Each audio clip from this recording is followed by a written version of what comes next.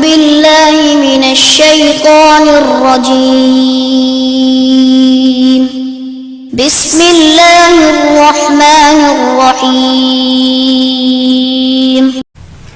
إن الحمد لله نحمده ونستعينه ونستغفره ونعوذ بالله من شرور أنفسنا ومن سيئات أعمالنا من يهده الله فلا مضل له ومن يضلل فلا هادي له وأشهد أن لا إله إلا الله وحده لا شريك له وأشهد أن محمدا عبده ورسوله يا أيها الذين آمنوا اتقوا الله حق تقاته ولا تموتن إلا وأنتم مسلمون يا أيها الناس اتقوا ربكم الذي خلقكم من نفس واحدة وخلق منها زوجها وبث منهما رجالا كثيرا ونساء واتقوا الله الذي تساءلون به والأرحام إن الله كان عليكم رقيبا يا أيها الذين آمنوا اتقوا الله وقولوا قولا سديدا يصلح لكم أعمالكم ويغفر لكم ذنوبكم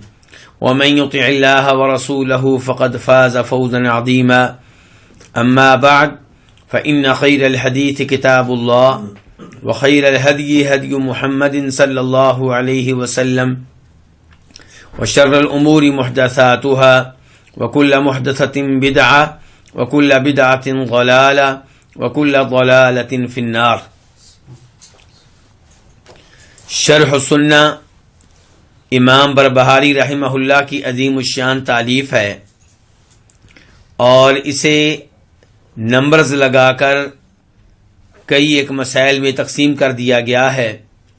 آج ہم جس مسئلے کا آغاز کریں گے اس کا نمبر ہے 47.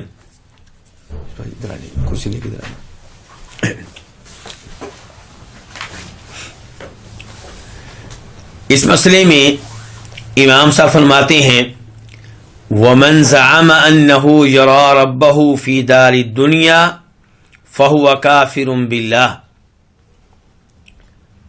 اور جو یہ گمان کرے، جو یہ سمجھے کہ وہ اپنے رب کو دنیا والے گھر میں دیکھ سکتا ہے تو وہ اللہ رب العزت کے ساتھ کفر کا ارتکاب کر رہا ہے.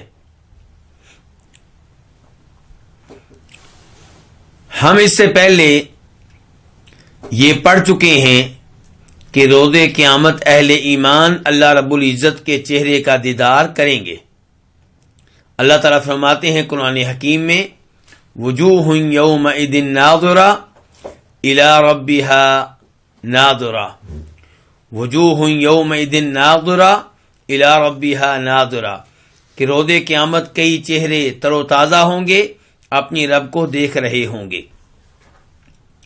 قیامت کے دن اہل ایمان، اہل جنت، جنت میں اللہ رب العزت کے چہرے کا دیدار کریں گے اور اس میں کوئی شک و شبہ نہیں ہے، اور یہی جنتیوں کے لیے سب سے بڑی نعمت ہوگی. لیکن سوال یہ پیدا ہوتا ہے کہ کیا دنیا میں اللہ رب العزت کا دیدار کرنا ممکن ہے؟ اللہ رب العزت کی رؤیت یہ ممکن ہے؟ تو اس کے بارے میں امام بربہاری کہہ رہے ہیں کہ جو ایسا عقیدہ رکھتا ہے وہ کفر کا ارتکاب کر رہا ہے. امام بربہاری نے کفر کا فتویٰ لگایا ہے ایسے شخص پہ جو یہ عقیدہ رکھے کہ اللہ رب العزت کا دنیا میں دیدار کرنا ممکن ہے. تو اتنا بڑا فتویٰ کیوں لگایا؟ کیا دلائل، قرآن کی آیات اور نبی صلی اللہ علیہ وسلم کی احادیث ان کے فتوے کی تائید کرتے ہیں؟ تو یہاں پہ سب سے پہلے ہمارے پاس قرآن کی آیت ہے سورہ اعراف، آیت نمبر 143 143. اللہ تعالیٰ فرماتے ہیں وَلَمَّا جَاءَ مُوسَىٰ لِمِيقَاتِنَا، کہ جب موسیٰ علیہ السلام آئے ہمارے وقت مقررہ پہ، جو اللہ نے ان کو وقت دیا تھا اس وقت وہ آئے. اور یہ معنی بھی ہو سکتا ہے کہ جو اللہ نے ان کے لیے ایام مقرر کیے تھے ان ایام کی خاطر وہ آئے. وَكَلَّمَهُ رَبُّهُ، اور اللہ رب العزت نے ان سے کلام کیا. کن سے؟ موسیٰ علیہ السلام سے. اس سے کیا پتا چلا کہ اللہ کی صفات میں سے ایک صفت یہ ہے کہ اللہ تعالیٰ کلام کرتے ہیں. تو کلام کرنا اس کی ایک عظیم صفت ہے. بہت سے لوگ یہ مانتے ہیں کہ اللہ تعالیٰ کلام کرتے ہیں، لیکن صحیح معنوں میں نہیں مانتے. مثال کے طور پہ وہ کہیں گے کہ اللہ تعالیٰ کا کلام کلام نفسی ہے. اشاعرہ بھی یہی کہتے ہیں، اور ماتریدیوں کا عقیدہ بھی اشاعرہ کے قریب قریب ہوا کرتا ہے. اور پاک و ہند میں عام طور پہ کون لوگ رہتے ہیں؟ ماتریدی.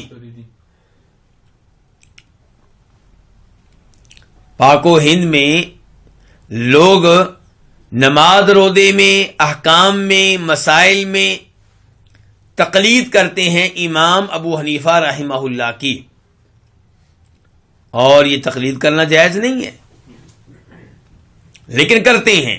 لیکن عجیب بات یہ ہے کہ عقیدہ میں امام ابو حنیفہ رحمہ اللہ کی تقلید نہیں کرتے. عقیدہ میں ان کو چھوڑ کے امام ابو منصور ماتریدی کی طرف چلے جاتے ہیں. اس لیے ان پہ یہ بہت بڑا اعتراض وارد ہوتا ہے کہ کیا آپ کو امام ابو حنیفہ رحمہ اللہ کے عقیدے پہ اعتماد نہیں ہے؟ ان کے عقیدے پہ بھروسہ نہیں ہے؟ اگر ہم آپ کو کوئی حدیث بتائیں جو امام صاحب کے فتوے کے خلاف ہو، امام ابو حنیفہ رحمہ اللہ کے فتوے کے خلاف، تو آپ لڑنے پہ اتر آتے ہیں کہ ہمارے امام صاحب کی تم توہین کر رہے ہو، جبکہ ہم توہین نہیں کرتے. ہم تو وہ کرتے ہیں جو خود امام ابو حنیفہ رحمہ اللہ بھی چاہتے تھے. وہ کہا کرتے تھے کہ میرا کوئی فتویٰ، میرا قول حدیث کے خلاف ہو تو اسے دیوار پہ دے مارو، حدیث کو لے لو، حدیث کو سینے سے لگا لو. لیکن ہمارا ان سے سوال ہے کہ آپ تو کہتے تھے کہ ہم ان کے مقلد ہیں اور وہ امام اعظم ہیں، بہت بڑے امام ہیں. آپ تو ان کی تعریف کرتے ہوئے یہ بھی کہتے ہیں کہ وہ امام مالک سے بھی بڑے، امام شافعی سے بھی بڑے، امام احمد سے بھی بڑے. تو کیا ہوا بھئی؟ عقیدے کو پر اعتماد کیوں نہیں ہے؟ عقیدہ کی باری آتی ہے تو آپ ان کی طرف کیوں نہیں دیکھتے؟ یہ بہت بڑا مسئلہ ہے. تو یہ لوگ کہتے ہیں کہ عقیدے میں ہم کون ہیں؟ ماتریدی. اور احکام میں، فقہ میں، مسائل میں ہم کون ہیں؟ حنفی. اور طریقت کے لحاظ سے کیا کہتے ہیں ہم؟ کوئی نقشبندی ہے، کوئی قادری ہے، کوئی سوروردی ہے، کوئی کیا ہے، اللہ المستعان. تو کہنا میں چاہ رہا تھا کہ یہ لوگ جو بظاہر اللہ کا کلام مانتے ہیں، یہ بھی صحیح معنوں میں نہیں مانتے. یہ کیا کہتے ہیں؟ اللہ کا کلام کیا؟ کلام نفسی. کیا مطلب؟ کہ اللہ کا کلام اللہ میں رہتا ہے، ظاہر نہیں ہوتا. یعنی کہ ایسا نہیں ہے کہ اللہ تعالیٰ وہ کلام اپنی آواز کے ساتھ کسی کو سناتے ہوں. یعنی کہ موسیٰ علیہ السلام نے جب اللہ کا کلام سنا تو آواز اللہ تعالیٰ کی نہیں تھی. پھر کیسے سن لیا؟ کہتے ہیں کہ اللہ تعالیٰ خالق ہے، اللہ تعالیٰ میں جو معنی ہوتا ہے، جو مفہوم ہوتا ہے، جو اللہ کہنا چاہتے ہیں، وہ اللہ تعالیٰ کسی اور مخلوق میں ڈال دیتے ہیں تو وہ مخلوق کلام کرتا ہے، وہ مخلوق کلام کرتی ہے. تو یہ بہت ہی غلط عقیدہ ہے. تو صحیح عقیدہ کیا ہے کہ اللہ تعالیٰ کلام کرتے ہیں، اور اللہ تعالیٰ جب کلام کرتے ہیں تو اس کی آواز بھی ہے اور اس کے حروف بھی ہوتی ہیں. قال ربی ارینی انظر الیک. تو موسیٰ علیہ السلام نے کہا، اے میرے رب، ارینی، مجھے اپنا آپ دکھائیں، انظر الیک، میں تیرا دیدار کرنا چاہتا ہوں، تجھے دیکھنا چاہتا ہوں. قال لن ترانی. تو اللہ تعالی نے کہا کہ موسیٰ تم مجھے ہرگز دیکھ نہیں سکو گے، ہرگز نہیں دیکھ سکو گے. یعنی کہ اس دنیا میں اللہ کو دیکھنا نہ موسیٰ علیہ السلام کے لیے ممکن ہے، نہ کسی اور انسان کے لیے. وَلَكِنِ انظُرْ إِلَى الْجَبَلِ. تم دیکھو پہاڑ کی طرف.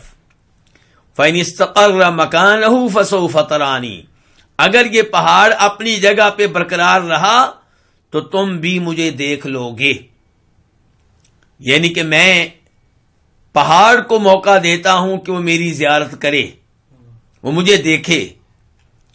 تو اگر وہ مجھے دیکھنے کے ساتھ اپنی جگہ پہ برقرار رہا، اس کا وجود برقرار رہا، تو پھر تم بھی مجھے دیکھ لینا، اور اگر اس کا وجود برقرار نہ رہا، اس کا مطلب یہ ہے کہ کمزور انسان مجھے دیکھ نہیں سکتا۔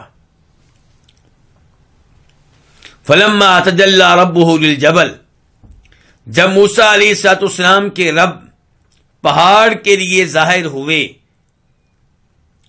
جعلہ دکا، تو پہاڑ کو ریزہ ریزہ کر دیا، وخر موسیٰ صاعقا، اور موسیٰ علیہ السلام پہاڑ کا یہ حشر دیکھ کر بے ہوش ہو کر گر پڑے۔ فلما افاقا، جب انہیں ہوش آیا تو کہنے لگے سبحانک، تو پاک ہے۔ ہاں جی، کس چیز سے پاک ہے؟ ہر عیب سے پاک ہے، لیکن یہاں پہ یہ الفاظ کیوں کہے جا رہے ہیں؟ یہاں پہ کون سا عیب ہے؟ یعنی کہ تو اس عیب سے پاک ہے کہ انسان کی کمزور آنکھ اس دنیا میں تجھے دیکھ سکے۔ تو پاک ہے اس سے کہ انسان کی کمزور آنکھ دنیا میں تجھے دیکھ سکے، روز قیامت اللہ قوت دیں گے تو انسان دیکھ سکے گا۔ تب تو الیک، میں تو اس سے توبہ کرتا ہوں، وانا اول المؤمنین، اور میں سب سے پہلے مومن ہوں، ایمان لاتا ہوں، دیگر باتوں کے ساتھ ساتھ اس بات پہ بھی ایمان لاتا ہوں کہ دنیا میں تجھے دیکھنا ممکن نہیں ہے۔ تو اس آیت کے بعد جب کوئی عقیدہ رکھے کہ اللہ تعالیٰ کو دنیا میں دیکھنا ممکن ہے، تو پھر وہ اس آیت کے ساتھ کیا کر رہا ہے؟ کفر کر رہا ہے۔ اسی لیے امام بربہاری نے کہا کہ جو عقیدہ رکھے تو وہ کیا ہے؟ وہ کافر ہے۔ دوسری دلیل جس سے معلوم ہوتا ہے کہ اللہ رب العزت کا دیدار اس دنیا میں ممکن نہیں ہے، مسلم شریف حدیث نمبر 178 178، راوی ہیں عبداللہ بن شقیق۔ وہ کہتے ہیں کہ میں نے ابو ذر سے کہا، ابو ذر رضی اللہ تعالی عنہ، لو رأیت رسول اللہ صلی اللہ علیہ وسلم لسألتہ، اگر میں نبی علیہ الصلوۃ والسلام کو دیکھ لیتا تو میں آپ سے ایک سوال کرتا۔ یہ کون ہے؟ یہ کہنے والے تابعی کہتے ہیں کہ میں صحابی نہیں ہوں، میں اللہ کے رسول علیہ الصلوۃ والسلام کو دیکھ نہیں سکا، آپ کی صحبت کا مجھے اعداد حاصل نہیں ہے، تو اس لیے میں سوال بھی نہیں کر سکا۔ اور آج کل لوگ ہمیں کہانیاں سناتے ہیں کہ ہمارے پیر صاحب نے اللہ کے رسول سے یہ کہا، وہ ہماری مسجد میں آتے ہیں، وہ حاضر ہوتے ہیں، گفتگو کرتے ہیں، جبکہ تابعی بہت ہی عظیم الشان عظیم المقام تابعی کہہ رہے ہیں کہ اگر میں نے اللہ کے رسول کو دیکھا ہوتا تو میں آپ سے یہ سوال کرتا۔ فقال، تو ابو ذر غفاری کہنے لگے، عن ای شیء کنت تسألہ، کس چیز کے بارے میں تو نبی علیہ الصلوۃ والسلام سے سوال کرتا؟ کیا سوال ہے؟ قال، کہنے لگے کون؟ عبداللہ بن شقیق، کنت اسألہ، میں آپ سے یہ سوال کرتا، حل رأیت ربک، کیا آپ نے اپنے رب کا دیدار کیا ہے، اپنے رب کو دیکھا ہے؟ قال ابو ذر، تو فرمانے لگے جناب ابو ذر غفاری رضی اللہ تعالیٰ عنہ، قد سألتہ، یہ سوال میں اللہ کے رسول سے کر چکا ہوں۔ فقال، تو آپ علیہ الصلوۃ والسلام نے کہا تھا، رأیت نورا، میں نے ایک نور دیکھا ہے۔ میں نے کیا دیکھا ہے؟ کیا مطلب ہے اس کا؟ سوال ہی کیا گیا کہ کیا آپ نے اپنے رب کو دیکھا ہے، تو آپ جواب دے رہے ہیں میں نے ایک نور دیکھا ہے۔ کیا مطلب ہے اس کا؟ اس کا مطلب ہے کہ اللہ کو نہیں دیکھ سکا، نور دیکھا ہے، یعنی کہ وہ نور جو اللہ اور مخلوق کے مابین کیا ہے؟ رکاوٹ ہے، جو حجاب ہے، جو پردہ ہے، نور میں نے دیکھا ہے۔ اور مسلم شریف کی ہی دوسری روایت میں آ رہا ہے کہ آپ نے کہا کہ نورن، نور ہے۔ کیا مطلب؟ کہ اللہ تعالیٰ کو دیکھنا ممکن نہیں ہے، کیونکہ آگے کیا ہے؟ نور ہے۔ انا اراہ، میں اسے کیسے دیکھ سکتا ہوں. ان الفاظ پہ غور کیجئے، میں اسے کیسے دیکھ سکتا ہوں. اس کا مطلب ہے کہ انسان کے لیے اللہ تعالیٰ کو دیکھنا ممکن نہیں ہے اس دنیا میں.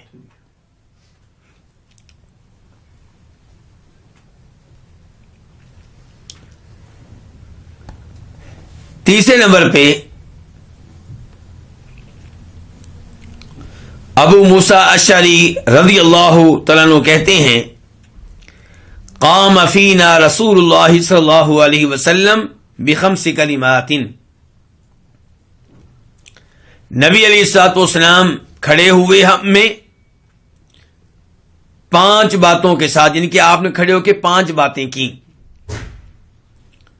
فقال، چنانچہ آپ نے کہا. اچھا یہ 5 باتیں غور سے سنیے گا.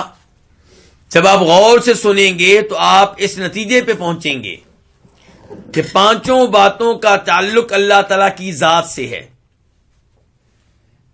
اللہ تعالیٰ کی صفات سے ہے، اللہ تعالیٰ کے تعارف پہ مبنی ہیں یہ 5 جملے. اور آج لوگ گفتگو کرتے ہیں، ہر ایک کے بارے میں نہیں گفتگو کرتے تو اپنے رب کے بارے میں گفتگو نہیں کرتے، اللہ کے ناموں کے بارے میں، اللہ کی صفات کے بارے میں، اللہ کے اوصاف کے بارے میں. تو یہاں پہ سب سے پہلے آپ نے کیا کہا؟ ان اللہ عز وجل لا ینام ولا ينبغي له ان ینام. اللہ رب العزت سوتے نہیں ہیں اور نہ ہی اس کے شایان شان ہے کہ وہ سوئے. تو اللہ تعالی نیند سے پاک ہے، نیند عیب ہے، نیند کمزوری ہے. انسان اس کا محتاج ہے، کس کا؟ نیند کا. نیند نہ آئے تو علاج کرواتے ہیں، نیند نہ آئے تو نیند کی گولیاں کھاتے ہیں. تو انسان کمزور ہے، اس کو نیند کی ضرورت ہے. اور اللہ تعالیٰ ہر عیب سے پاک ہیں، ہر کمزوری سے پاک ہیں. تو اللہ تعالیٰ نہیں سوتے. ولا ينبغي له ينام، اور نہ ہی اس کے شان شان ہے کہ وہ سوئے. اور آیت الکرسی میں کیا آتا ہے؟ لا تأخذه سنة ولا نوم، کہ نہ اللہ رب العزت سوتے ہیں اور نہ ہی اونگ طاری ہوتی ہے اللہ رب العزت پہ. دوسرا جملہ یخفض القسط ویرفعہ، وہ جھکاتا ہے کس کو؟ القسط کا ایک معنی ہو سکتا ہے رزق کو، رزق کو جھکاتا ہے، رزق کو بلند کرتا ہے. مطلب یہ ہے کہ کسی کا رزق کم کر دیتا ہے، کسی کا رزق زیادہ کر دیتا ہے، بڑھا دیتا ہے. تو ہم نے اب القسط کا معنی کیا کیا؟ رزق. دوسرا معنی رزق کا کیا گیا ہے شریعت، کہ اللہ رب العزت کیا کرتے ہیں؟ شریعت کو جھکاتے ہیں اور شریعت کو بلند کرتے ہیں. کیا مطلب؟ کہ اللہ رب العزت کبھی شریعت کو لوگوں میں نافذ کر کے قوت دیتے ہیں، بلند و بالا کرتے ہیں، شان دیتے ہیں. اور کبھی کیا ہوتا ہے کہ اسلام جو ہے، اسلام کے ماننے والے کمزور ہو جاتے ہیں تو دین کا وہ غلبہ نہیں رہتا. تو کبھی غلبہ ملتا ہے، کبھی نہیں ملتا. یہ مطلب ہوا. اور تیسرے نمبر پہ کہا گیا ہے کہ اس کا مطلب القسط کا میزان، ترازو.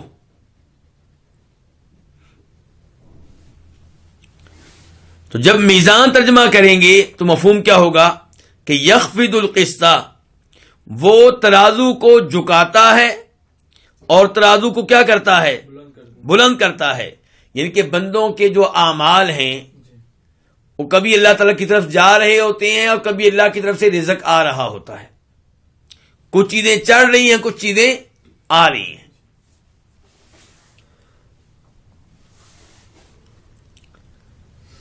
تیسرا جملہ یرفع الیہ عمل اللیل قبل عمل النہار وعمل النہار قبل عمل اللیل. اللہ رب العزت کی طرف رات کے اعمال لے جائے جاتے ہیں دن کے اعمال شروع ہونے سے پہلے، اور دن کے اعمال اللہ کی طرف لے جائے جاتے ہیں رات کے اعمال شروع ہونے سے پہلے. کیا مطلب ہے اس جملے کا؟ یعنی کہ دن میں، رات میں جو اعمال لوگوں نے کیے ہیں وہ اللہ تعالیٰ کے سامنے پیش کر دیے جاتے ہیں پہلے اس کے کہ بندہ دن کا عمل شروع کرے. اور دن کے اعمال اللہ کے پاس پہنچا دی جاتے ہیں پہلے اس کے کہ بندہ رات کا عمل شروع کرے. اس سے پتہ چلتا ہے اللہ تعالیٰ کی قدرت کا اور فرشتوں کی قدرت کا کہ اللہ کے پاس رات کے اعمال پہنچائے جاتے ہیں. حالانکہ رات جب بندہ کوئی عمل کرتا ہے تو وہ تو یہ نہیں انتظار کرتا کہ اب دن شروع ہوگا, اب درمیان میں سٹاپ آ گیا ہے, 5 منٹ عمل نہیں کرنا, 10 منٹ عمل نہیں کرنا, رک جائیں, ٹھہر جائیں کیونکہ فرشتے ابھی شفٹ تبدیل ہو رہی ہے, یا ایسا کچھ نہیں ہے. اتنی سرعت کے ساتھ, اتنی تیزی کے ساتھ رات کے اعمال اللہ کے پاس پہنچا دی جاتے ہیں کہ انسان ابھی دن کا عمل شروع نہیں کرتا کہ وہ پہنچا بھی دی جاتے ہیں. چوتھا جملہ اس حدیث کا, حجابہ النور. اللہ تعالیٰ کا حجاب اور پردہ کیا ہے؟ نور. مخلوق اور خالق کے درمیان حجاب کیا ہے؟ نور ہے. پانچواں جملہ, لو کشفہ, اگر اللہ رب العزت اس حجاب کو ہٹا دیں, اس نور کو ہٹا دیں, لأحرقت سبحات وجہہ, تو اللہ تعالیٰ کے چہرے کے انوار, سبحات کا معنی کیا ہے؟ انوار, جمع ہے نا, واحد ہوتا تو ہم منع کرتے نور, اب ہم منع کیا کر رہے ہیں؟ انوار. اللہ تعالیٰ کے چہرے کے انوار جلا دیں. من تہا الیہ بصرہ من خلقی, اللہ کی ہر اس مخلوق کو جس مخلوق تک اللہ کی نگاہ پہنچتی ہے.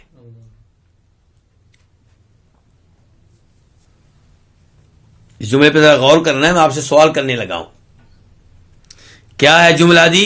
کہ اگر اللہ تعالیٰ نور والے حجاب کو ہٹا دیں تو اللہ تعالیٰ کے چہرے کے انوار ہر اس مخلوق کو جلا ڈالیں جس مخلوق تک اللہ کی نگاہ پہنچتی ہے. اچھا, اس سے ایک طرف سے تو اللہ تعالیٰ کے چہرے کی عظمت کا پتہ چلتا ہے, اللہ تعالیٰ کے چہرے کے انوار کا پتہ چلتا ہے. دوسری جانب نگاہ کے بارے میں سوال اٹھتا ہے کہ کہا جا رہا ہے کہ ہر وہ مخلوق جل جائے گی جس تک اللہ کی نگاہ پہنچتی ہے. اس کا مطلب یہ ہے کہ نعوذ باللہ کچھ ایسی مخلوقات ہیں جن تک اللہ کی نگاہ نہیں پہنچتی. پھر مراد یہ ہے کہ پوری دنیا ختم ہو جائے گی, یعنی کہ جہاں جہاں تک اللہ کی نگاہ پہنچتی ہے اور اللہ کی نگاہ ہر مخلوق تک پہنچتی ہے. ان اللہ لا يخفى علیہ شیء فی الارض ولا فی السماء, آسمان و زمین میں کوئی ایسی چیز نہیں ہے جو اللہ سے مخفی ہو اور پوشیدہ ہو. تو اللہ کی نگاہ سے کوئی بھی مخلوق ایسی نہیں ہے جو اللہ کی نگاہ میں نہ ہو. تو اس سے مراد یہ ہے کہ اگر اللہ تعالی حجاب, چہرے کا حجاب ہٹا دیں تو ہر مخلوق جل جائے گی.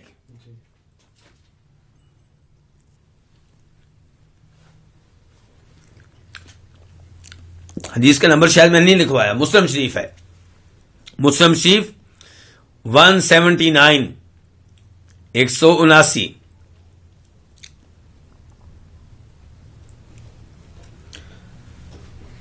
تو یہ 3 دلائل ہو چکے ہیں جن سے معلوم ہو رہا ہے کہ اس دنیا میں اللہ رب العزت کا دیدار ممکن نہیں ہے.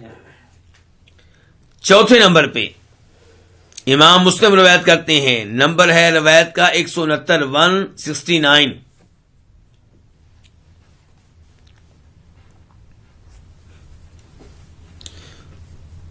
امام مسلم کہتے ہیں کہ امام ابن شہاب زہری کہتے ہیں کہ مجھے بتایا عمر بن ثابت انصاری نے کہ انہیں کسی صحابی نے یہ حدیث بتائی. صحابی کے نام یہاں پہ مذکور نہیں ہے, اور صحابی کوئی بھی ہوں تو کوئی مسئلہ نہیں ہے کیونکہ ہر صحابی عادل ہے. کسی صحابی کے بارے میں کوئی ہم شک و شبہ نہیں کر سکتے. تو جب تابعی نے بتا دیا, قابل اعتماد تابعی کہہ رہے ہیں کہ مجھے یہ روایت کسی صحابی نے بتائی ہے, تو روایت قابل قبول ہے. لیکن اگر تبع تابعی کہہ دے کہ مجھے روایت کسی تابعی نے بتائی ہے تو وہ روایت قابل قبول نہیں ہوگی. کیوں؟ ہم کہیں گے ہمیں بتاؤ بھی کون سا تابعی ہے, ہم اس کو چیک کریں کہ یہ اس قابل تھا کہ اس کی روایات پہ اعتماد کیا جائے یا اس قابل نہیں تھا. تو کوئی بھی اور راوی اگر سند میں مذکور نہیں ہے تو اس کے مذکور نہ ہونے کی وجہ سے، اس کے مجہول ہونے کی وجہ سے، اس کے نامعلوم ہونے کی وجہ سے، اس کے مبہم ہونے کی وجہ سے حدیث کی صحت پہ اثر پڑے گا، حدیث کو صحیح کہنا مشکل ہو جائے گا۔ لیکن چونکہ یہاں پہ جو مجہول ہیں، جن کا تذکرہ نہیں ہے، وہ صحابی ہیں، اس لیے کوئی مسئلہ نہیں ہے۔ تو صحابی کیا کہتے ہیں؟ ان رسول اللہ صلی اللہ علیہ وسلم قال یوم حضر الناس الدجال، کہ فرمایا نبی کریم صلی اللہ علیہ وسلم نے اس دن، جس دن آپ نے لوگوں کو وارننگ دی، کس کے بارے میں؟ دجال کے بارے میں۔ جس دن آپ نے لوگوں کو دجال کے بارے میں خبردار کیا، تنبیہ کی، وارننگ دی، اس دن آپ نے فرمایا انہ مکتوب بین عینیہ کافر، دجال کی دو آنکھوں کے بیچ میں، درمیان میں کیا لکھا ہوا ہوگا؟ کافر لکھا ہوا ہوگا۔ یقرأہ من کریہ عملا، اسے ہر وہ شخص پڑھ سکے گا جسے دجال کی حرکتوں سے نفرت ہوگی، اور وہ کون؟ مومن ہوں گے۔ اسی لیے دوسرے راوی کہتے ہیں یا تو آپ نے یہ الفاظ کہے تھے یا آپ نے کہا تھا یقرأ کل مومن، یہ کافر لکھا ہوا کون پڑھ سکے گا؟ ہر مومن۔ یہ ہے ایمان کے فوائد۔ یہ اس کا مطلب ہے کہ کافر نہیں پڑھ سکے گا، چاہے وہ عربی کا ماسٹر ہو، انگلش کا ماسٹر ہو، جتنی بھی اس کے پاس ڈگریاں ہوں، مومن پڑھ لے گا، چاہے وہ کیا ہو؟ ان پڑھ ہو، چاہے اسے اپنا نام لکھنا نہ آتا ہو۔ وقال، اور آپ نے اس موقع پہ یہ بھی فرمایا تعلموا، یہ بات جان لو، نوٹ کر لو کہ انہ لن یرا احد منکم ربہ عز وجل حتی یموت، تم میں سے کوئی بھی اپنے رب کو دیکھ نہیں سکے گا یہاں تک کہ کیا ہو جائے؟ فوت ہو جائے۔ تم میں سے کوئی فوت ہونے سے پہلے اپنے رب کو دیکھ نہیں سکتا، تو کب دیکھ سکے گا؟ فوت ہونے کے بعد۔ اس کا مطلب ہے کہ فوت ہونے کے بعد اہل ایمان، اہل جنت اللہ کے چہرے کا دیدار کر سکیں گے، اور اس دنیا میں اللہ کو کوئی بھی دیکھ نہیں سکتا۔ اب وہ آیت اور یہ احادیث بالکل واضح ہیں، پھر بھی کوئی اصرار کرے اس رائے پہ کہ اللہ تعالیٰ کو دنیا میں دیکھنا ممکن ہے، تو پھر اس کے اوپر امام بربہاری کا فتویٰ لگے گا کہ یہ اللہ تعالیٰ کے ساتھ کفر کر رہا ہے، کیونکہ یہ تکذیب کر رہا ہے۔ اللہ تعالیٰ کہہ رہے ہیں دیکھنا، مجھے دیکھنا ممکن نہیں، نبی علیہ السلام کہہ رہے ہیں اللہ کو دیکھنا ممکن نہیں، اور یہ کہتا ہے دیکھنا ممکن ہے۔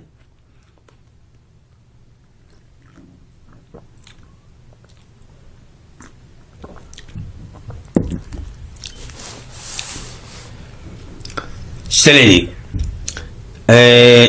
یہ تو مسئلہ ہو گیا ثابت، بلکہ یہاں پہ میں امام ابن تیمیہ رحمہ اللہ کا ایک فتویٰ آپ کے سامنے رکھوں گا، جو ان کی مشہور و معروف کتاب مجموع الفتاوی میں ہے۔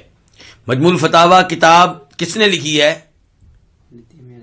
ابن تیمیہ رحمہ اللہ نے خود نہیں لکھی، یعنی کہ مجموع الفتاوی کا مطلب یہ ہے کہ ان کے فتوے بعد میں جمع کیے گئے، یعنی کہ انہوں نے جو فتوے لکھے تھے، جو رسالے لکھے تھے، کتابیں لکھی تھی چھوٹی چھوٹی، ان سب کو ایک کتاب میں جمع کر دیا گیا، تو اس کا نام کیا رکھا گیا؟ مجموع الفتاوی۔ تو اس کی 5ویں جلد، صفحہ 512،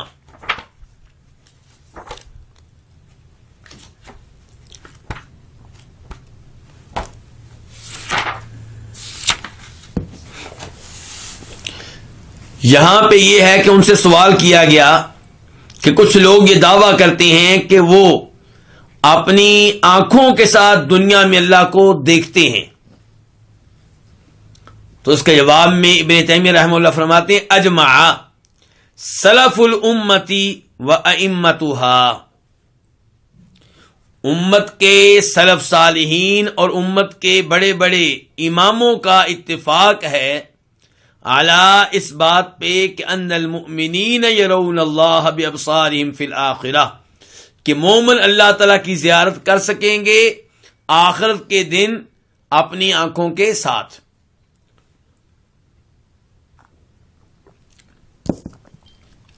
وَأَجْمَعُوا عَلَىٰ أَنَّهُمْ لَا يَرَوْنَهُ فِي الدُّنْيَا بِأَبْصَارِهِمْ، اور ان کا اس بات پہ بھی اتفاق ہے کہ وہ دنیا میں اپنی آنکھوں کے ساتھ اللہ تعالیٰ کو نہیں دیکھ سکتے. ابن تیمیہ کہہ رہے ہیں امت کے سلف صالحین اور بڑے بڑے ائمہ کرام کا کیا ہے؟ اتفاق ہے کہ اللہ تعالیٰ کو روز آخرت مومن دیکھیں گے اور دنیا میں اللہ کو دیکھنا ممکن نہیں ہے.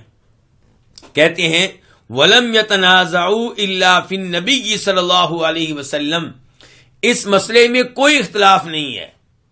ہاں اختلاف ہے تو نبی علیہ الصلوۃ والسلام کے بارے میں، یعنی کوئی بھی انسان اللہ تعالیٰ کو دنیا میں نہیں دیکھ سکتا، لیکن نبی علیہ الصلوۃ والسلام کے بارے میں اختلاف ہے. کچھ لوگ کہتے ہیں کہ آپ نے اللہ کو دیکھا تھا.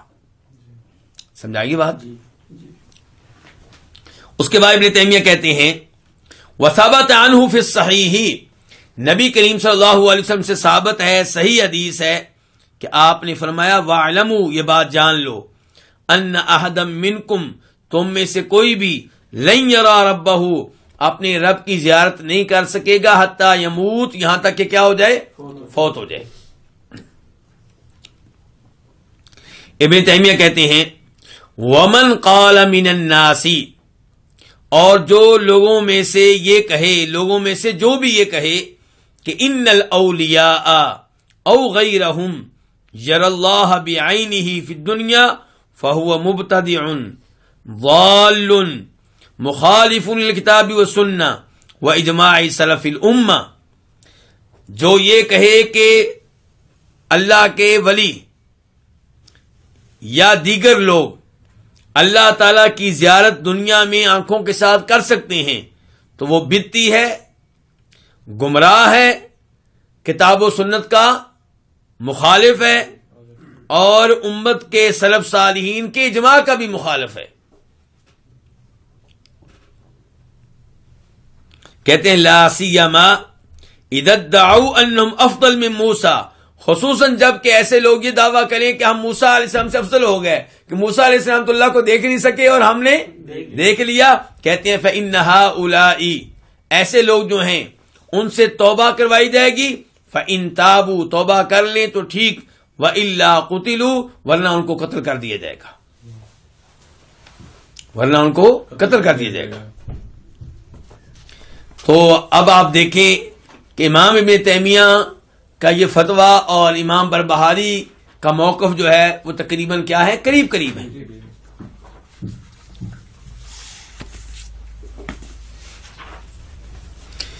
اب یہاں پہ ایک سوال اٹھتا ہے، وہ آپ نے حل کرنا ہے. اب سوال ہے، مسئلہ ہم نے بیان کر لیا، فارغ ہو گئے، اوپر سے اب اعتراض آ گیا. کیا آ گیا جی؟ اعتراض. اعتراض یہ آیا ہے کہ عبداللہ ابن عباس رضی اللہ عنہما کا موقف یہ تھا کہ نبی علیہ الصلوۃ والسلام نے اللہ رب العزت کا دیدار کیا ہے.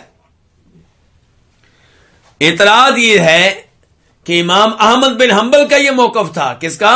امام بن حنبل کا یہ موقف تھا کہ نبی علیہ السلام نے اللہ تعالیٰ کا دیدار کیا ہے. تو میں آپ کے سامنے امام احمد کی عبارت رکھتا ہوں جو ان کی اس کتاب میں آئی ہے جو عقیدے کے بارے میں ہے. کیا نام ہے اس کا؟ اصول سنہ.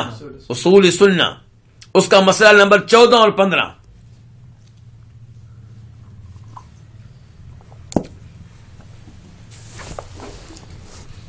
یہ گفتگو آپ سب کے لیے مفید ہے. کوئی میرا بھائی میری بہن یہ نہ سوچیں کہ یہ تو تفصیلات میں داخل ہو گئے. یہ تفصیلات نہایت ضروری ہیں. آپ عام لوگ نہیں ہیں، آپ خاص لوگ ہیں. اتنا کہہ دینا کافی نہیں ہے کہ قرآن میں یہ آیا، احادیث میں یہ آیا. یہ بھی دیکھنا پڑتا ہے کہ دوسرے کیا اعتراض کرتے ہیں. اب اگر میں یہ اعتراض آپ کے سامنے نہ رکھوں، کل کو کسی جگہ پہ آپ گفتگو کریں گے تو وہ اعتراض کریں گے تو آپ کے پاس کیا جواب ہوگا؟ تو پہلے امام احمد بن حنبل کی عبارت کہتے ہیں اپنی کتاب اصول السنہ میں وَالْإِيمَانُ بِالرُّؤْيَةِ يَوْمَ الْقِيَامَةِ كَمَا رُوِيَ عَنِ النَّبِيِّ صلی اللہ علیہ وسلم من الأحادیث الصحاح. یعنی کہ اس بات پہ بھی ایمان لانا اہل سنت کا عقیدہ ہے کہ روز قیامت اللہ رب العزت کا دیدار ہو سکے گا، جیسا کہ یہ بہت سی صحیح احادیث میں آیا ہے۔ اس کے بعد کہتے ہیں وَأَنَّ النَّبِيَّ صلی اللہ علیہ وسلم قَدْ رَأَى رَبَّهُ، اور اس بات پہ بھی ایمان لانا پڑے گا، اس بات پہ بھی ایمان لانا ہوگا کہ نبی علیہ السلام نے اپنے رب کو دیکھ لیا ہے، اپنے رب کو دیکھ لیا ہے۔ فَإِنَّهُ مَأْثُورٌ عن رسول اللہ صلی اللہ علیہ وسلم صحیح، کیونکہ یہ نبی علیہ السلام سے منقول ہے اور یہ روایت درست ہے۔ رواہ، اس کو روایت کیا قتادہ نے اکرمہ سے، اور امام اکرمہ روایت کرتے ہیں ابن عباس، عبداللہ ابن عباس سے۔ عبداللہ عباس کہتے ہیں کہ نبی صلی اللہ علیہ وسلم نے اپنے رب کو دیکھا، اور یہ جو روایت ہے جس کی طرف اشارہ کر رہے ہیں امام احمد یہاں پہ، یہ ان کی مسند میں آئی ہے۔ مسند میں اس کا نمبر ہے 2580، 2580، 2580۔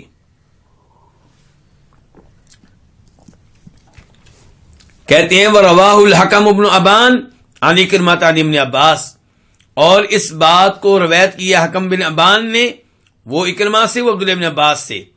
پھر تیسری روایت بھی ذکر کی ہے، تو 3 روایتیں عبداللہ بن عباس تک پہنچتی ہیں کہ عبداللہ بن عباس کہتے ہیں کہ نبی علیہ السلام نے اللہ تعالیٰ کو دیکھا ہے۔ امام احمد بن حنبل اس کے بعد کہتے ہیں والحدیث عندنا علی ظاہرہ، یہ حدیث ہمارے نزدیک اپنے ظاہر پہ رہے گی، ہم اس کی کوئی تعویل نہیں کریں گے۔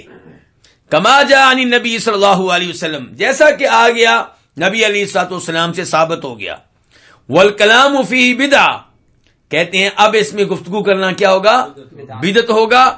ولکن نؤمن بہ، لیکن ہم تو اس پہ ایمان لائیں گے کما جاء علی ظاہری، جیسا کہ آیا ہے ظاہر کے مطابق تعویل کیے بغیر۔ ولا نناظر فیہ احدا، اور اس مسئلے میں ہم کسی سے کوئی بحث و مباحثہ نہیں کریں گے۔ تو یہ ہے جی امام احمد بن حنبل کے الفاظ۔ ان الفاظ سے آپ کو ایک تو یہ پتا چلا ہوگا کہ امام احمد بن حنبل اس بات کے قائل ہیں کہ نبی صلی اللہ علیہ وسلم نے اللہ رب العزت کا دیدار کر لیا ہے، اور یہی موقف وہ بتا رہے ہیں کس کا ہے؟ عبداللہ ابن عباس کا۔ تو آئیے اب اس کے بارے میں دیکھتے ہیں۔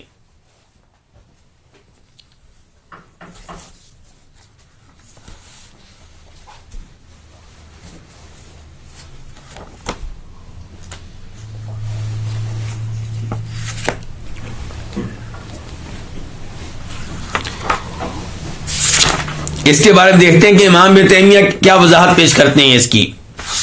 بڑی اچھی وضاحت پیش کی انہوں نے، اور یہ بھی وہی جلد ہے، 6ٹھی جلد ان کے مجموع الفتاوی کی، اور صفحہ نمبر ہے اب 509۔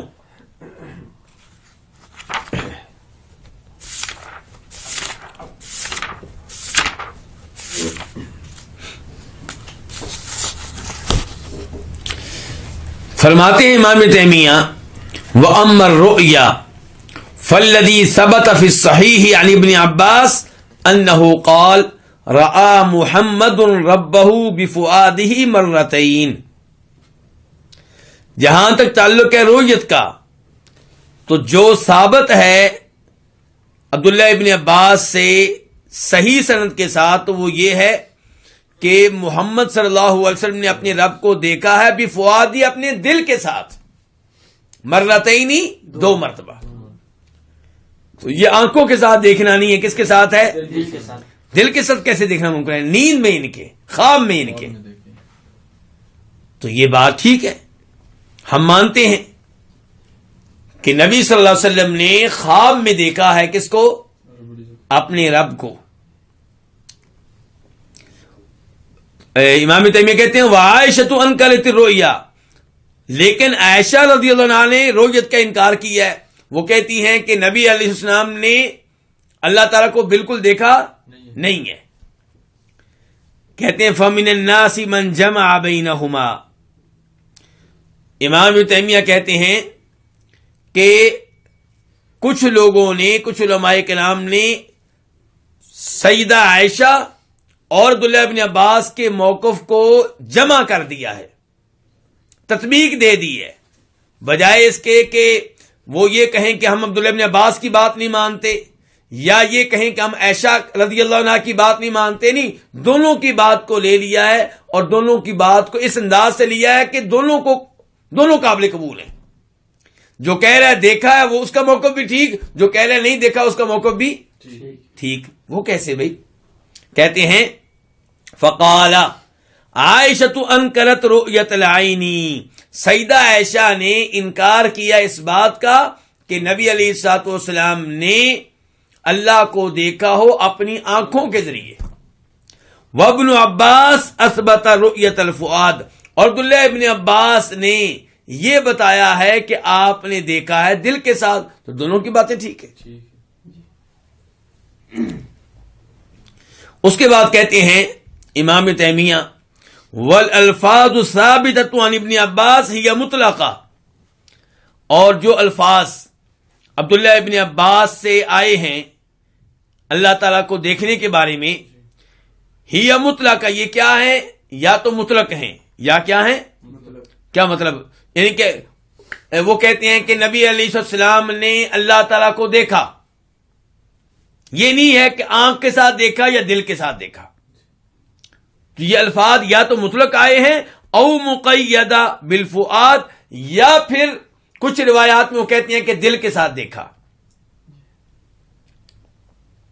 تارتن یقول رآ محمد ربہ، کبھی کبھی وہ کہتے ہیں کہ جناب محمد نے صلی اللہ علیہ وسلم اپنے رب کو دیکھا. اب یہاں پہ یہ نہیں کہہ رہے کیسے دیکھا.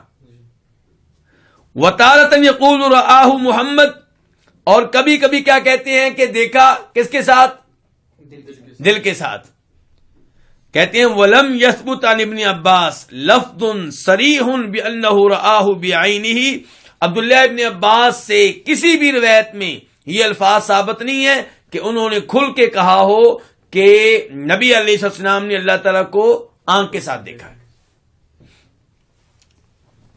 تو عبداللہ ابن عباس کا معاملہ پھر واضح ہو گیا، کوئی اشکال نہیں ہے. کہتے ہیں وکذالک الامام احمد، اب ابن تیمیہ کہتے ہیں امام احمد کا معاملہ بھی ایسا ہی ہے. تارتن یطلق الرؤیا، کبھی کبھی وہ مطلق طور پہ کیا تذکرہ کرتے ہیں کس کا؟ رؤیت کا. یعنی کہ امام احمد کہتے ہیں کہ نبی صلی اللہ علیہ وسلم نے دیکھا ہے کس کو؟ اللہ کو. مطلق طور پہ کہتے ہیں، یہ نہیں کہتے کیسے دیکھا ہے. وتارتن یقول، اور کبھی کبھی وہ یہ کہتے ہیں کہ رآہ بفؤادہ، کہ نبی صلی اللہ علیہ وسلم نے اللہ کو دیکھا اپنے دل کے ساتھ. ولم یقل احد انہ سمع احمد یقول رآہ بعینہ، اور امام احمد کے شاگردوں میں سے آپ کو کوئی بھی ایسا شاگرد نہیں ملے گا جو یہ کہے کہ میں نے خود سنا ہے امام احمد سے کہ وہ کہہ رہے ہوں کہ نبی علیہ السلام نے اللہ کو اپنی آنکھوں سے دیکھا ہے. کہتے لیکن ہوا یہ کہ امام احمد کے کچھ شاگردوں نے ان کی گفتگو سنی کہ امام احمد کہہ رہے ہیں کہ نبی صلی اللہ علیہ وسلم نے اللہ تعالیٰ کو دیکھا ہے. امام احمد نے یہ نہیں کہا کہ آنکھوں سے دیکھا ہے، شاگردوں کو یہ سمجھائی کہ شاید آنکھوں سے دیکھا ہے. تو انہوں نے غلط سمجھا امام احمد کے الفاظ سے، جیسا کہ کئی لوگوں نے غلط سمجھا عبداللہ ابن عباس کے الفاظ سے. اس کے بعد ابن تیمیہ کہتے ہیں وَلَيْسَ فِي الْأَدِلَّةِ مَا يَقْتَضِي أَنَّهُ رَآهُ بِعَيْنِهِ، ایسی کوئی دلیل نہیں ملے گی جس سے پتا چلے کہ نبی صلی اللہ علیہ وسلم نے اللہ تعالیٰ کو اپنی آنکھوں سے دیکھا ہے. نہ ہی کسی صحابی سے ثابت ہے، نہ ہی کتاب و سنت میں کوئی ایسی چیز آئی ہے، بلکہ وہ کہتے ہیں کتاب و سنت سے یہ پتا چلتا ہے کہ نہیں دیکھا. اب اس معاملے میں ایک دلیل ابن تیمیہ کی بھی سن لیں. ابن تیمیہ نے کافی دلائل ذکر کی ہیں، میں سب کا تذکرہ نہیں کروں گا، لیکن ایک دلیل ان کی سن لیں. وہ کیا ہے؟ سبحان الذی اسری بعبدہ لیلا من المسجد الحرام الی المسجد الاقصی الذی بارکنا حولہ لنریہ من آیاتنا. یہ 15واں سپارے کا آغاز ہے، سورہ بنی اسرائیل کی پہلی آیت ہے. اس میں اللہ تعالیٰ کیا کہہ رہے ہیں؟ پاک ہے وہ ذات. اللہ تعالیٰ کس کو کہہ رہے ہیں پاک ذات؟ اپنے آپ کو, کہ پاک ہے وہ ذات جو اپنے بندے کو رات کے معمولی سے حصے میں لے گئی مسجد حرام سے مسجد اقصیٰ تک. وہ مسجد اقصیٰ جس کے ارد گرد ہم نے برکتیں ڈال دی ہیں. کیوں اللہ تعالیٰ لے گئے اپنے بندے محمد صلی اللہ علیہ وسلم کو اسراء و معراج کے موقع پہ مسجد حرام سے مسجد اقصیٰ تک؟ لنوریہ من آیاتنا، تاکہ ہم آپ کو اپنی کچھ آیتیں دکھائیں، نشانیاں دکھائیں. ابن تیمیہ کہتے ہیں اگر نبی صلی اللہ علیہ وسلم نے معراج کے موقع پہ دیکھا ہوتا کس کو؟ تو اللہ تعالیٰ یہ بات بتاتے قرآن میں. اللہ تعالیٰ کہتے ہم نے اسراء و معراج اس لیے کروایا تاکہ ہمارے محبوب ہماری زیارت کر لیں، ہمارا دیدار کر لیں. لیکن اللہ تعالیٰ کہہ رہے ہیں کہ ہم نے یہ اسراء و معراج اس لیے کروایا تاکہ ہم انہیں اپنی کچھ نشانیاں دکھائیں.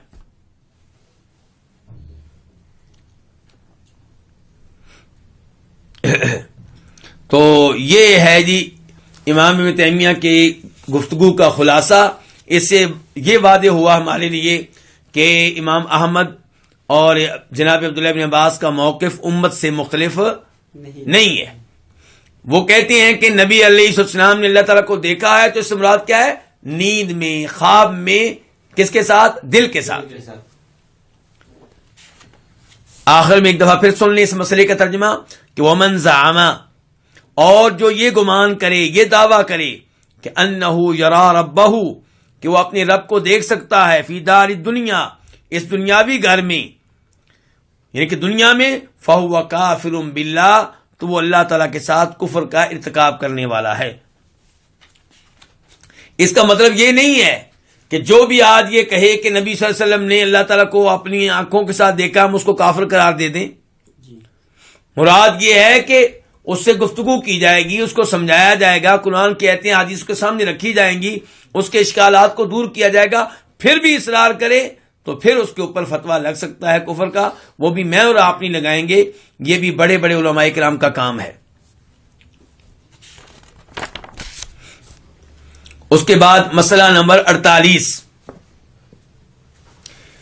اس مسئلے میں امام بربہاری کہتے ہیں وَالْفِكْرَةُ فِي اللَّهِ بِدْعَةٌ، اللہ رب العزت کے بارے میں غور و فکر کرنا، سوچ و بچار کرنا، یہ کیا ہے؟ بدعت ہے.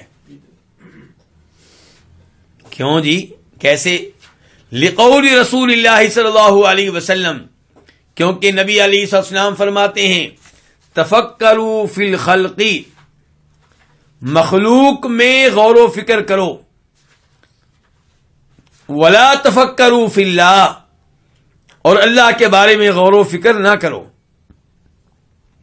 فإن الفکرۃ فی الرب، کیونکہ رب کے بارے میں غور و فکر کرنا تقدح الشک فی القلب، دل میں شکوک و شبہات کو پیدا کر دیتا ہے. رب کے بارے میں غور و فکر کریں گے تو دل میں کیا پیدا ہو جائیں گے؟ شکوک و شبہات. تو ان الفاظ کا معنی کیا ہے؟ ہم تو سنا کرتے تھے کہ اللہ کے بارے میں غور کرنا چاہیے. دیکھیں، ایک ہے اللہ رب العزت کی نشانیوں پہ غور و فکر کرنا تاکہ اللہ کی قدرت کا احساس ہو، تاکہ اللہ کی عظمت کا پتہ چلے.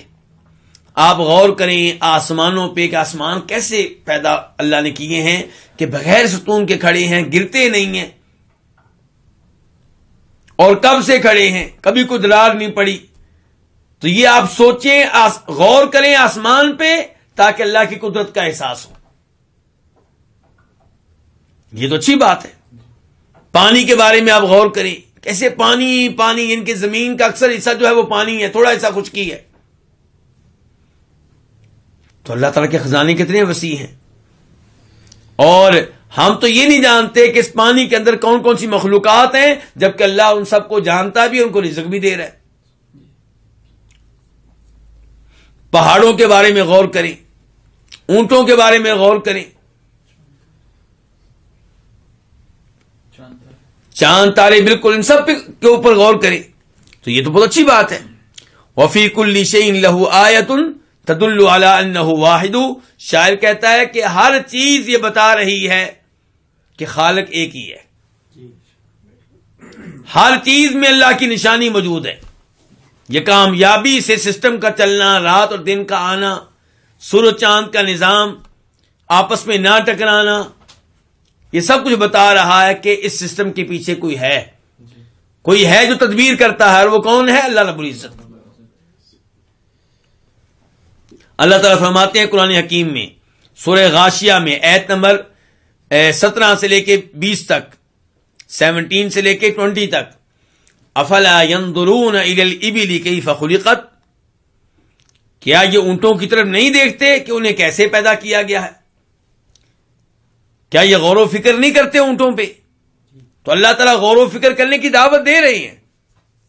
وَإِلَى السَّمَاءِ كَيْفَ رُفِعَتْ، اور کیا یہ غور و فکر نہیں کرتے، کیا یہ دیکھتے نہیں آسمان کو کہ کیسے اسے بلند کیا گیا ہے؟ وَإِلَى الْجِبَالِ كَيْفَ نُصِبَتْ، اور کیا یہ دیکھتے نہیں پہاڑوں کو کہ انہیں کیسے زمین پہ نصب کیا گیا ہے؟ وَإِلَى الْأَرْضِ كَيْفَ سُطِحَتْ، اور یہ زمین پہ غور و فکر نہیں کرتے کہ اسے کیسے بچھایا گیا ہے؟ پھر سورہ آل عمران آیت نمبر 191 191 کی طرف آپ آ دیں. اللہ تعالیٰ فرماتے ہیں ان فی خلق السماوات والارض واختلاف اللیل والنہار لآیات لأولی الالباب، بے شک آسمانوں و زمین کی تخلیق میں، دن اور رات کے آنے جانے میں نشانیاں ہیں عقل مندوں کے لیے. نشانی کس چیز کی؟ اللہ تک پہنچنے کی نشانی، اللہ کی قدرت کے بارے میں تھوڑا بہت جان لینے کی نشانی، اور اس بات کا علم لینے کی نشانی کہ اللہ کا شریک کوئی نہیں ہے. عقل مند کون ہیں جن کے لیے نشانیاں ہیں آسمان و زمین کی تخلیق میں، رات دن کے آنے جانے میں؟ فرمایا الذین یذکرون اللہ قیاما وقعودا، جو اللہ کا ذکر کرتے ہیں کبھی کھڑے ہو کر، بیٹھ کر، والا جنوبم لیٹ کر، جس حالت میں بھی ہوں اللہ کا ذکر کرتے ہیں. اسی میں بات چلا کہ اللہ کا ذکر، اور سب سے بڑا اللہ کا ذکر کیا؟ قرآن. آپ اس کی تلاوت بیٹھ کر بھی کر سکتے ہیں، لیٹ کر بھی کر سکتے ہیں، کھڑے ہو کے بھی کر سکتے ہیں.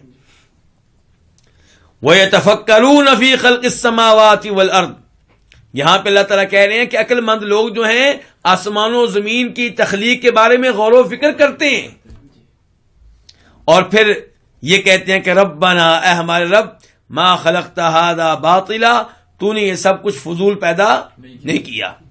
سبحانک، تو پاک ہے اس بات سے کہ تو کسی چیز کو بغیر کسی مقصد کے، بغیر کسی فائدے کے پیدا کرے. فقنا عذاب النار، اے اللہ ہمیں جہنم کے عذاب سے محفوظ رکھنا.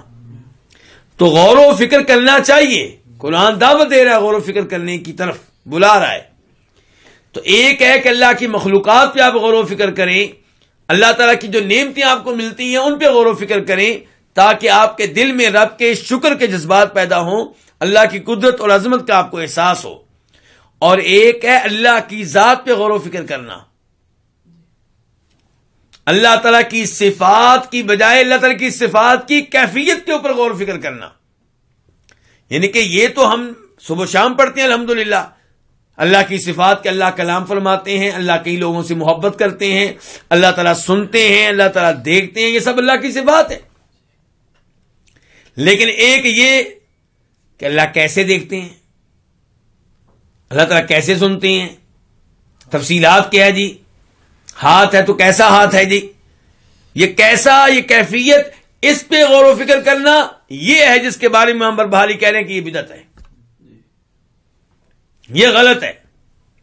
کہتے ہیں اب دیکھیں ان کی عبارت، کہتے ہیں والفکرۃ فی اللہ بدعۃ، اللہ کے بارے میں غور و فکر کرنا، سوچ و بچار کرنا، یہ کیا ہے؟ بدعت ہے. لقول رسول اللہ صلی اللہ علیہ وسلم، کیونکہ فرماتے ہیں نبی کریم صلی اللہ علیہ وسلم تفکروا فی الخلق، مخلوق پہ غور و فکر کرو، ولا تفکروا فی اللہ، اللہ کے بارے میں اللہ پہ غور و فکر نہ کرو. فإن الفکرۃ فی الرب، رب کے بارے میں، رب پہ غور و فکر کرنا، تقدح الشک فی القلب، دل میں شک و شبہ پیدا کر دیتا ہے. اچھا، سب سے پہلے اس حدیث کے بارے میں جو ذکر کیا کس نے؟ امام بربہاری نے. تو یہ حدیث جو ہے اسے کئی ائمہ کرام نے روایت کیا ہے، اس لیے شیخ البانی رحمہ اللہ نے اس کی مجموعی سندوں کی وجہ سے، روایات کی وجہ سے حسن قرار دیا ہے. کیا قرار دیا ہے؟ حسن. ان کے قابل قبول حدیث ہے، اور اسے متعدد صحابہ کرام نے روایت کیا ہے. ان میں سے ایک ہیں ابو ذر غفاری رضی اللہ تعالیٰ عنہ، جن کی حدیث کو امام ابو شیخ اپنی کتاب العظمہ میں لے کر آئے ہیں. اس میں کیا کہ تفکروا فی خلق اللہ کی مخلوق کے بارے میں غور و فکر کرو، ولا تفکروا فی اللہ فتہلکوا، اور اللہ کے بارے میں غور و فکر نہ کرو کہ تم کیا ہو جاؤ؟ ہلاک ہو جاؤ. تو اس سے کیا مراد ہے پھر؟ اللہ تعالی کی صفات کی کیفیت اور تفصیلات. یہاں پہ دو حدیثیں آپ کے سامنے رکھوں گا جن سے مزید واضح ہو جائے گا کہ امام بربہاری یہاں پہ کیا کہنا چاہتے ہیں. پہلی حدیث، اس کے راوی ہیں جناب ابو ہریرہ رضی اللہ تعالی عنہ.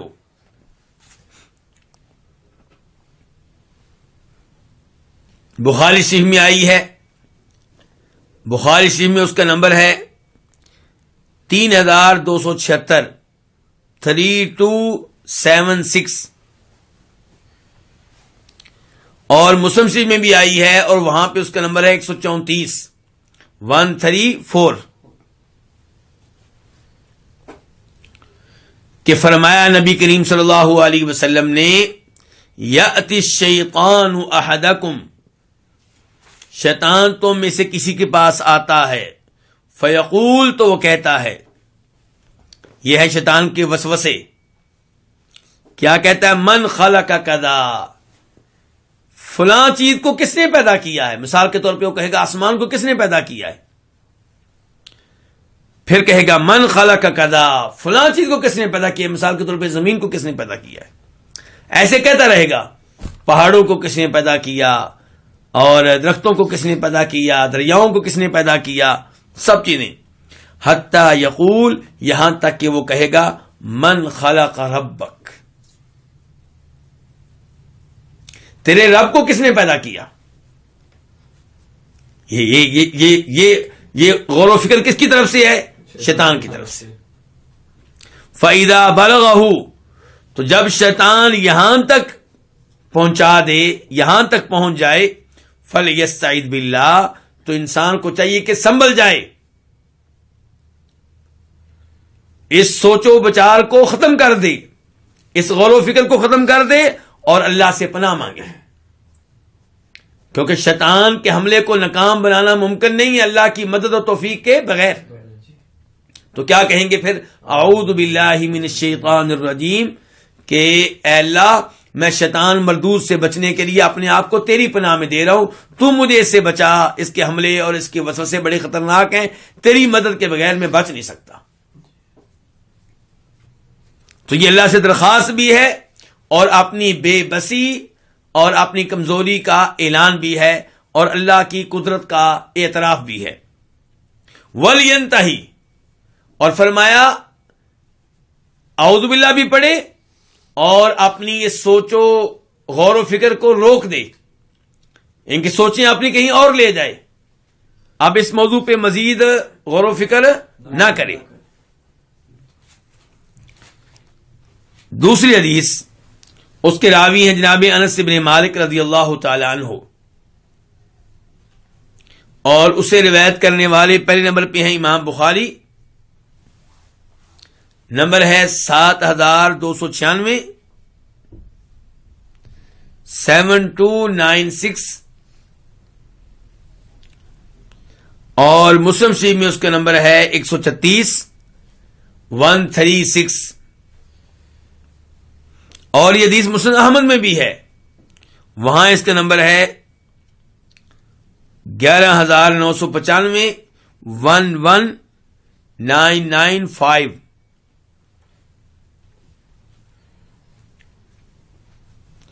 اس حدیث کے الفاظ کیا ہیں؟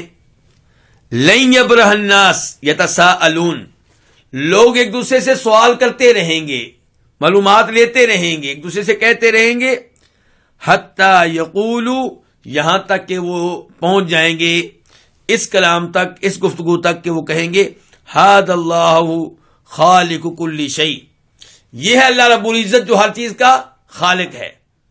فمن خلق اللہ، تو اللہ کا خالق کون ہے؟ اللہ کو پیدا کرنے والا کون ہے؟ یہ ہے انسان کی ناقص عقل۔ انسان کی ناقص عقل میں یہ بات بیٹھ گئی ہے کہ ہر چیز کا کوئی نہ کوئی کیا ہوتا ہے؟ خالق ہوتا ہے۔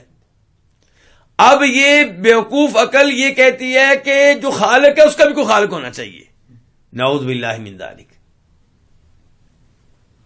حالانکہ جب وہ سب کا خالق ہے تو اس کا مطلب یہ ہے کہ وہ مخلوق نہیں ہے، وہ ازل سے ابد تک ہے، وہ شروع سے ہے، ہمیشہ تک رہے گا۔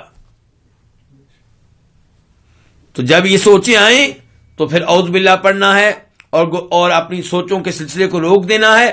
اور ایک روایت میں آتا ہے کہ آپ نے کہا کہ وہ انسان کہ آمنت باللہ، میں اللہ پہ ایمان لایا، یعنی کہ شیطان کو ناکام بنائے، اللہ سے پناہ مانگے اور کہے میں ایمان لایا اللہ پہ کہ میں اللہ کو خالق بھی مانتا ہوں، مالک بھی مانتا ہوں، اور میں اللہ سے درخواست کرتا ہوں کہ اللہ تعالیٰ مجھے ان سوچوں سے بچا لے۔ تو یہ ہے جی یہ مسئلہ نمبر 48، اس کا ترجمہ ایک دفعہ پھر سن لیں۔ والفکرۃ فی اللہ بدعۃ، اللہ تعالیٰ کے بارے میں سوچ و بچار کرنا، غور و فکر کرنا کیا ہے؟ بدعت ہے۔ لقول رسول اللہ صلی اللہ علیہ وسلم، کیونکہ نبی کریم صلی اللہ علیہ وسلم کے الفاظ ہیں تفکروا فی الخلق، مخلوق کے بارے میں غور و فکر کرو، ولا تفکروا فی اللہ، اللہ کے بارے میں غور و فکر نہ کرو، فإن الفکرۃ فی الرب، کیونکہ رب کے بارے میں غور و فکر کرنا تقدح الشک فی القلب، دل میں شک پیدا کر دیتا ہے۔ تو اس کا مطلب کوئی یہ نہ لے کہ اللہ کے ناموں کے بارے میں غور و فکر نہیں کرنا، اللہ کی صفات کے بارے میں غور و فکر نہیں کرنا، وہ تو کرنا ہے۔ اسی لیے تو کہا گیا کہ جو اللہ کے 99 نام یاد کر لے، اور لفظ کیا بولے آپ نے؟ احصاہا، جس کا مفہوم یہ داخل ہے کہ الفاظ بھی یاد کرے، معنی مفہوم بھی معلوم ہو، تو ایسا آدمی کہاں جائے گا؟ جنت میں جائے گا۔ اور اللہ تعالیٰ کیا کہتے ہیں؟ وَاعْلَمُوا أَنَّ اللَّهَ شَدِيدُ الْعِقَابِ، جان لو اس بات کو کہ اللہ سخت سزا دینے والا ہے۔ کبھی آتا ہے کہ لِتَعْلَمُوا أَنَّ اللَّهَ عَلَىٰ كُلِّ شَيْءٍ قَدِيرٌ، تمہیں یہ بات معلوم ہونی چاہیے کہ اللہ ہر چیز پہ قادر ہے۔ تو قرآن تو کہتا ہے یہ علم لو۔ تو اللہ کے ناموں اور اللہ کی صفات کا علم لینا یہ بہت ہی عمدہ چیز ہے، باعث اجر و ثواب ہے، اس کو بہت زیادہ اہمیت دینی چاہیے۔ لیکن تفصیلات کے بارے میں غور و فکر کرنا یہ اور تفصیلات اور کیفیت یہ درست نہیں ہے۔ اللہ رب العزت ہمیں صحیح معنوں میں عقیدہ جاننے کی اور عقیدہ پڑھتے رہنے کی توفیق نصیب فرمائے۔ اللہ تعالیٰ عقیدے کی غلطیوں سے ہم سب کو محفوظ رکھے، اور اس علم کو اللہ تعالیٰ بہت زیادہ اہمیت دینے کی ہم سب کو توفیق دے۔ جتنے مسلمان مریض ہیں اللہ تعالیٰ سب کو عافیت دے۔ اور آپ نے اعلان پڑھا ہوگا کہ میرے ماموں اور میرے سسر بھی تھے، وہ فوت ہوئے، تو دعا کیجئے کہ اللہ تعالیٰ ان کی بخشش فرمائے، ان کی مغفرت فرمائے، اللہ ان کے گناہ معاف فرمائے۔ اور میں دعا کرتا ہوں جتنے بھی مسلمان فوت ہو چکے ہیں، چاہے میرے رشتہ دار ہوں، آپ کے رشتہ دار ہوں، ہم سب کے والدین میں سے کوئی ایک ہو یا کوئی بھی مسلمان ہو، اللہ ان سب کے گناہ معاف فرمائے، ان کی قبریں منور فرمائے، ان کی قبروں پہ اللہ تعالیٰ اپنی رحمتیں برکتیں نازل فرمائے، اور ہم سب کا خاتمہ بھی اللہ تعالیٰ ایمان، اسلام اور توحید پہ فرمائے۔ اللہ تمام مسلمانوں کی پریشانیاں دور فرمائے، اور جو میرے بھائی اس درس میں شریک ہیں اللہ تعالیٰ ان کی خاص طور پہ تائید فرمائے، ان کی ٹینشنیں دور فرمائے، علم کے لیے ان کا سینہ کھول دے، اور ان سب سے اللہ تعالیٰ توحید و سنت کا کام لے، انہیں اللہ تعالیٰ رزق حلال بھی دے، اور ان کی اولاد کو بھی اللہ تعالیٰ رزق حلال دے۔ وآخر دعوانا الحمد للہ رب العالمین۔